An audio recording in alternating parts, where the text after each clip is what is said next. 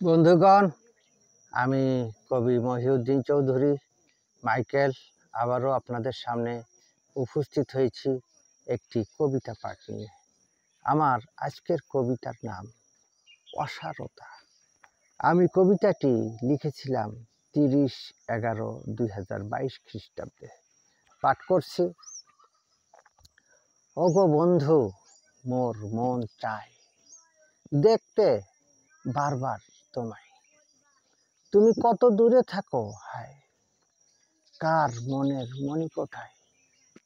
ভাবতে অবাক লাগে বড়, তুমি যে এখন বসত করো। দেহ মন সংসার অন্য কারো, আমার ব্যথা স্মরণ করো।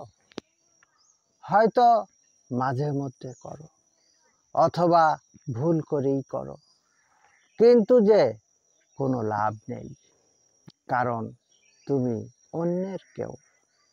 বলতে পারো কি করব, কেন বা এই প্রশ্ন করব। তোমার কষ্ট রয় মোর হৃদয়ে, তুমিও আছো মোর হৃদয়ে। তাহলেই কি তুমি কষ্ট? না, আমি হলেম পথভ্রষ্ট। যা ঘটেছিল সব কি স্বপ্ন? না, তুমিই ছিলে অমূল্য রত্ন।